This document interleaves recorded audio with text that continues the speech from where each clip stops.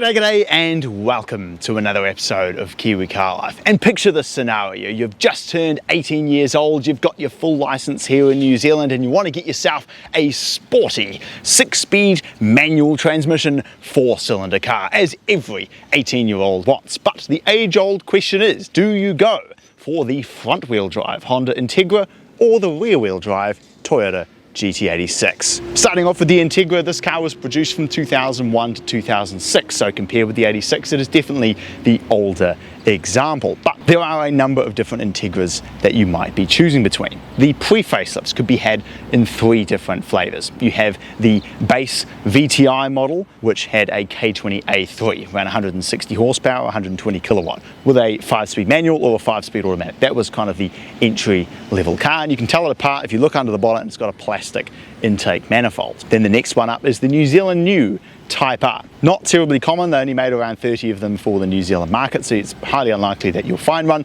but they had a K20A2, bit more RPM, bit more power. Now you've got 147 kilowatt or 200 horsepower and a 6-speed manual. They look identical to the next one, which is the JDM Integra Type R, but they just have the slightly worse engine. Doesn't rev quite as high, doesn't make quite as much power. You can tell them apart because they're silver top, like the A3, the base one, but they have a metal intake manifold. And then the most common one, but also the most expensive, the Type R. Straight out of Japan, they're obviously naturally all imported here to New Zealand, and they have the red top K20A, 162 kilowatt or 220 horsepower, limited slip diff, Brembo brakes, 6-speed manual. They are the full fat Type R. Then you have the facelift models. Once again, you have the basic one with the K20A3, and you have the JDM Type R with the red top K20A, and then you have this model in between, the New Zealand new Integra Type S. When they released the Type R here in New Zealand, the really aggressive Recaro seats were not terribly popular in the New Zealand market. So Honda New Zealand introduced the Integra Type S, which is basically the same as the Acura RSX Type S that they had in the States. So that's the Integra, but what about the 86? Well, effectively, you got 2 different options here. Over in the States, they had the Scion FRS, but here it's basically the same as the Toyota GT86, or you can have the Subaru BRZ. They have the same drivetrain, the same transmission options, and for all intents and purposes, they drive exactly the same as well. However, they have a slightly different front fascia and naturally slightly different badges and a slightly different infotainment system and gauges. So really it just comes down to whether you like Toyota or Subaru. On the engine front, I would make the argument that if you are going for one of the base Integras, the 86 has the better engine. The standard Integra, as I mentioned, has got 118 kilowatt or 160 horsepower from the 2-litre inline 4, whereas the 86 has got 147 kilowatt and 200 newton meters of torque. So it's got way more power, more RPM, more torque. It's also got an extra gear in the transmission. However, with these two, it's a little bit of a different story because, of course, this is the K20Z1. It's got 154 kilowatt or 210 horsepower and 198 newton meters of torque. So the torque's very similar, but it's got 7 more kilowatt over the 86. It also revs higher. It has slightly shorter gears, but the advantage the 86 does have is that it is rear-wheel drive and has a limited slip differential. As far as I'm aware, the only Integras that had a factory LSD were the JDM Integra Type Rs. One of the big advantages with the Integra is practicality. The overall dimensions of these 2 cars are actually surprisingly similar, but the Integra has a slightly higher roof. It has definitely a bit more room here in the front. You don't sit quite so on the floor, so it's a little bit easier to get in and out of. You have a lot more room in the back seats and a much bigger boot as well, with it being a liftback. And honestly, I reckon the build quality of the Integra I would put right on par. The Momo steering wheel looks and feels fantastic. All of the materials on the inside are surprisingly good. I love the climate control knobs up here on the top of the dash. It's a signature DC5 design feature. The gauges look fantastic. Look at that 8,000 RPM red line. Naturally, the big advantage of the 86 is features. You can have it with things like keyless entry, push button start. Obviously has auto climate like this as well, and with them being a bit newer, you know, you're more likely to find one with Bluetooth, reversing camera, heated seats, some of those extra features. But truth be told, most 18-year-olds really just want to be able to play their tunes. And so honestly, I would argue that the Integra is more spacious, is just as well built, and has a few niceties like the sunroof, which is quite cool, and the leather seats. So the interior, I really wouldn't say that there's a whole lot to choose between them. But which one drives better? Let's find out.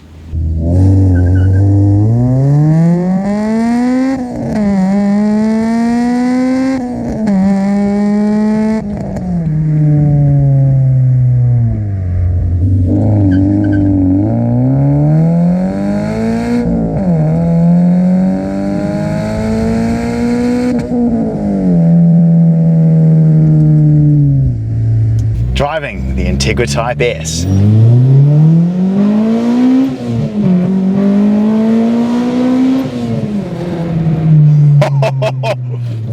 I think it's fair to say that the 86 is going to have a hard time beating the sound of VTEC, man. Listen to that. Oh! Man, it's good to be back. This thing is a masterpiece to drive. It might not have the LSD, but boy, this thing is still fantastic. The sound, the power delivery, the predictability of it all, the cable throttle, immediate response, the feeling of the transmission, the VTEC sound. Oh, listen to that. And honestly, I reckon this is the best Integra I've driven because it has the fantastic proper VTEC K20Z1, but without all of the annoyances of the Type R with the overly aggressive seats, the overly stiff suspension. And honestly, you know, even with no LSD, foot down, first gear, no issues putting power down. Oh, that engine is just sensational. Steering feel, perfection, hydraulic steering. So you just know exactly what it's doing. The car just feels so nimble. I must admit it's a little bit slow on center because of course this is, you know, a fairly old car. But no. Okay, yeah, there's the lack of limited slip diff. You do notice that a little bit. This thing is just a joy. Oh, listen, into VTEC. Bang! Third. I don't know if the 86 is going to be able to live up to this, because this thing is something quite special, man. And now the 86. Oh yeah, okay. Few very noticeable differences. Obviously, first of all, the sound is rather different in this.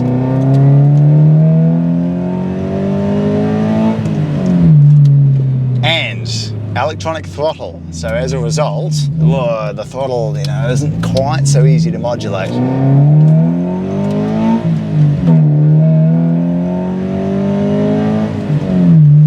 That, and people talk about this thing having a bit of a torque dip, and you really notice today the Honda really gets going when you get like 5 or 6 grand on it. This thing stops and then it goes again. It's weird. In that mid-range, it almost kind of slows down a little bit. The engine in this is a lot worse than the Honda one.